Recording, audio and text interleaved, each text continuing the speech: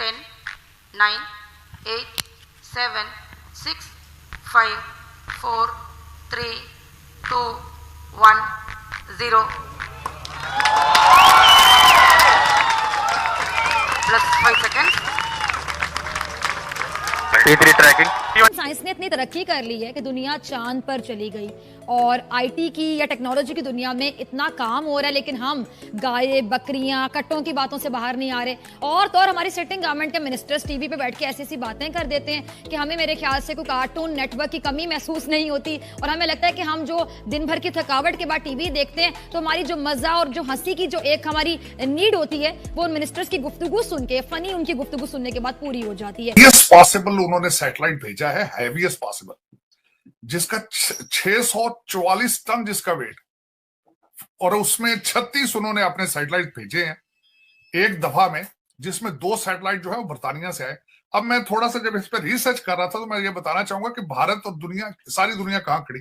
पाकिस्तान के 6 सैटेलाइट है, चाइना के 586 सैटेलाइट्स, कनाडा 76, यूके 436 और अमेरिका के 5417 satellites in the space. Bharat के 104 सैटेलाइट्स, आप 6 है, 104। 104 का भी रिकॉर्ड है।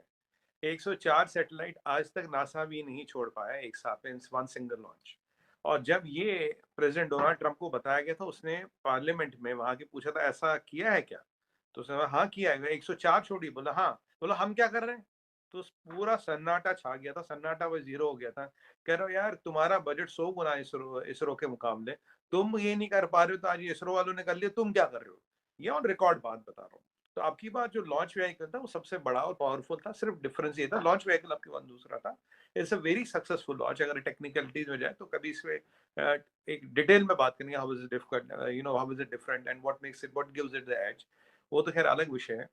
वकार, पहला सवाल तो मैं यही पूछूंगी आपसे कि हमारे यहाँ इतनी बड़ी बड़ी आईटी की यूनिवर्सिटीज हैं, जामियात हैं, आखिर आपको क्या जरूरत महसूस हो गई कि आपने तहरीके टेक का आगाज कर दिया? यानी यूनिवर्सिटीज नहीं पढ़ा रही सही तरह से। पढ़ाने की बात नहीं है, लेकिन यहाँ पर मैं सिर्फ ये बात करना चाहूँगा कि तहरीके टेक्नोलॉजी का जो मुझे ये सिलसिला शुरू हुआ है, ये इस वजह से हुआ कि 8-9 महीने से पहले असद उमर साहब, फिर उन्होंने एक असिस्टेंट अपॉइंट कर दिया, उससे बात होती रही। फिर इसके अलावा आईटी मिनिस्टर जो हैं खालिद मकबूल साहब, बहुत ही निहायत ही मासूम आदमी हैं और मैं हैरान और परेशान हूँ कि मैंने उनसे बड़ी देर तक ब्लॉकचेन और इस पर जब बात की कि पाकिस्तान में क्रिप्टो करेंसी और इसके ऊपर, वो बहुत देर सुनने के बाद बहुत टाइम दिया उन्होंने, बड़ा उनका मैं बहुत मशकूर हूँ। और उसके बाद उन्होंने कहा बेटा अगर मैं आपको एक बात बोलूँ आप माइंड तो नहीं करेंगे? मैंने कहा जी खालिद भाई। उन्होंने बोला मुझे व्हाट्सएप यूज़ कर लूँ, यही बड़ी बात है मेरे लिए, तो आईटी का इतना मुझे पता नहीं है, आप इन साहब से बात कर लें। उन्होंने किसी और से बात करने के लिए कह दिया। अब माजरत के साथ अब आप ये सोचे इतनी इंपॉर्टेंट फील्ड्स जो हैं उसके जो मिनिस्टर्स हैं वो इसलिए दे दी गए कि वजारत तो भाई देनी थी ना एमक्यूएम को, चलो ये वाली दे दी। अच्छा फिर साइंस एंड टेक्नोलॉजी के आप आ जाएं, आजम सबाती साहब की आप बात कर लें तो आप यकीन माने इनका ताल्लुक साइंस और टेक्नोलॉजी से है ही नहीं, ये दूसरी दफा बने हैं मिनिस्टर। और इस वक्त मैं गारंटी देता हूं ministry of science and technology की वेबसाइट पर जाएं, जितने लोग वहां, यास्मीन या जितने भी लोग हैं वहां, तो आप उनका बैकग्राउंड देखें, उनका वो कोई साइंटिस्ट है, उन्होंने कोई इजाद किया है, कोई पेपर दिया है, कोई पीएचडी लेवल पे किया है, क्या किया है। मैं यहां आगे तनकीद करने से पहले हुकूमत को अभी बताता हूं जी तहरीके टेक्नोलॉजी क्या कंट्रीब्यूट कर सकती है, पैसे कैसे आ सकते हैं। इस वक्त पाकिस्तान की एक प्रोडक्ट नहीं है जो आप मार्केट में लॉन्च करके पैसे ला सके, ना चावल कपास, इससे पैसे वैसे आपके पास कोई नहीं आने वाले। आईटी की प्रोडक्ट्स वाहिद होती हैं और इसके लिए मैं अभी आपको यहां एग्जांपल दे रहा हूं, tenup.io, TENUP.io। ये सारे पाकिस्तान और दुनिया भर में जो भी लोग हैं इसको नोट कर लें। ये प्रोडक्ट एनआईटी यूनिवर्सिटी और बाकी पाकिस्तान के इंजीनियर्स के साथ मिलकर हमने बनाई है कि भाई ये ले लें, इसको पाकिस्तानी हुकूमत अगर लॉन्च कर दे तो मैं यहां गारंटी से कहता हूं कि $735 मिलियन एक दिन में और 6 महीने में $4 बिलियन ना आए तो वकार ज़का इंदर टीवी पे नजर नहीं आएगा। इसकी एग्जांपल मैं आपको दे देता हूं। वकार दोबारा जरा बताइए कितना बता रहे हैं? जी मैं आपको बता रहा हूं कि ये पाकिस्तान अगर अपनी क्रिप्टो करेंसी लॉन्च कर दे, जो मैंने टेनअप का भी यहां पर प्रोटोटाइप भी दे दिया, वरना ये कहेंगे इसको तो बनाना पड़ेगा, ₹1 खर्च नहीं होगा। ये आपके सामने बना बनाया प्रोटोटाइप है, डाउनलोड करें, इसको चेक करें। अगर ये प्रोडक्ट आप मार्केट में लॉन्च करते हैं, इमरान खान साहब कहते हैं जी पाकिस्तान की क्रिप्टो करेंसी हम लॉन्च कर रहे हैं, तो एक दिन में $735 मिलियन और $4 बिलियन मैं कह रहा हूं 6 महीने में। या मैं क्यों कह रहा हूं, इसका रेफरेंस क्या है? रेफरेंस इसका ये है कि भाई एक दिन में वेनेजुएला जिसकी इकोनॉमी बर्बाद हुई हुई है, उसका प्रेसिडेंट को चोर कहते हैं, उसने एक दिन में पेट्रो लॉन्च किया, और ये इंटरनेट पे मौजूद है तमाम चीजें। अपनी क्रिप्टो करेंसी और उसके ऊपर किसी का कोई एतबार नहीं था। एक दिन में $735 मिलियन अगर वो चोर प्रेसिडेंट के पास जा। अब थोड़ा सा मैं ये अर्ज ये करना चाहूंगा कि सैटेलाइट जो है ये इसको भारत को क्या फायदा हो। भारत को सबसे पहले तो इन्होंने इसको कमर्शियल तौर पे भेजा। 1000 करोड़ इन्होंने बनाया इस एक सैटेलाइट से। उसके बाद जो मैं देख रहा था, इसका सबसे बड़ा फायदा ये होगा कि भारत के हर कोने में इंटरनेट जो है उनको अवेलेबल होगा। तालीम में पहले ही वो एक बहुत आगे है, खासकर इसमें कंप्यूटर में दे हैव ऑलमोस्ट मोनोपोली। दूसरा इसके पीछे जो इसके मुहरकात हैं, उनकी स्पेस में जो उनकी एफिशिएंसी है, उसको डायरेक्टली रिलेट किया जा सकता है नासा के साथ, अमेरिका की नासा के साथ। इस वक्त अमेरिका के अगर आप गूगल करके देखें तो उसको चलाने वाले सारे इंडियन नजाद, सारे इंडियन ओरिजिन के लोग हैं। और वो सारे के सारे इसी, जिस तरह मैं आपको पहले हमेशा अर्ज करता हूं कि तकरीबन जो हमारे नई जो अमेरिकन ऑर्गेनाइजेशंस के सीईओ जो हैं, उसका डायरेक्ट फायदा भारत को होगा। बिल्कुल इसी तरीके नासा से सारी टेक्नोलॉजी और सारी चीजें वो भारत उससे मुस्तफीद हो रहा है। अब इंटरनेट की उनकी तालीम और ज्यादा बढ़ेगी, उनकी इकॉनमी पे असर पड़ेगा, उनके लोगों के ह्यूमन रिसोर्स, उनके एजुकेशन होगी पूरी दुनिया में। फिर वो भारतीय जाएंगे, भारतीय डायस्पोरा बनेगा और भारत का इन्फ्लुएंस दुनिया में मजीद बढ़ेगा इस स्पेस की वजह से भी। इस अगर देखा जाए तो उसके बहुत लंबे जो लॉन्ग टर्म इसके इम्पैक्ट। और दूसरी तरफ अगर मैं ये, बल्कि मुझे अक्सर ये दोस्त कहते हैं कि क्रिटिक से बात ये होती, तकलीफ तो होती है कि आपसे PIA नहीं चल रही, आपने स्पेस में क्या जाना। आप अमेरिका में बैन है, बिल्कुल यूरोप आप नहीं जा सकते।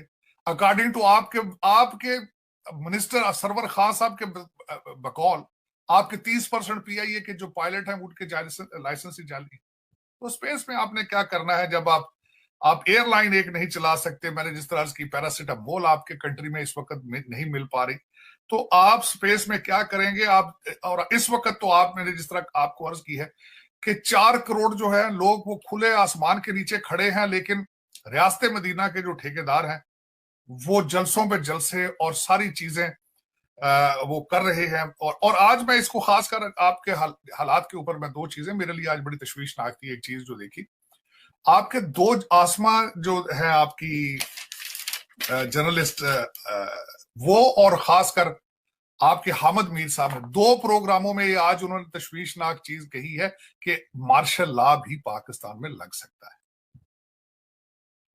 दूसरी साइड पे सैटेलाइट्स हैं, दूसरी साइड पर चीजें, और आप कंपेयर करें आप कहां खड़े हैं कि आपके नवंबर में जो एक अपॉइंटमेंट के ऊपर जो पिछले 4 महीने से डेडलॉक है, और वहां पे मार्शल लॉ भी लग सकता है। तो आपका कंपैरिजन कोई नहीं है। मैं हमेशा ये कहता हूं, अब इस पॉइंट में मैं आ चुका हूं कि आपका कंपैरिजन इस वक्त ना बांग्लादेश से है ना भारत से है।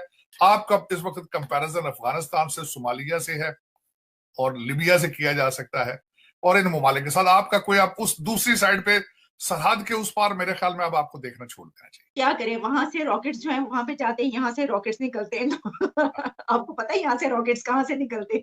अच्छा वकार, अगर हम अर्न कर सकते हैं इस करेंसी को यूज करते हुए, इस मेथड को यूज करते हुए, फिर तो हमें IMF का भी मोहताज नहीं रहना पड़ेगा। आए दिन जो अपोजिशन के ताने सुनने पड़ते हैं सिटिंग गवर्नमेंट को। ये पाकिस्तान में टेक्नोलॉजी जो है ना, उसको तो भाई हराम हलाल के चक्कर में डाल दिया जाता है। हमेशा समझ आती नहीं है जिन लोगों का बैकग्राउंड ऐसा है, जिनको आप पता नहीं होती इस बात का। आप सोचे ना, जिस मुल्क में करप्शन करने के बाद ये कह दिया जाता है 100 रुपए की करप्शन किया तो यार चल 20 रुपए देके छूट जा, और एक बंदे ने जहाज बनाया उसको पकड़ के FIR काट दी। मतलब टेक्नोलॉजी पे अगर ये अमेरिका में हुआ था, यही चीज सेम एग्जाम्पल दे रहा हूं।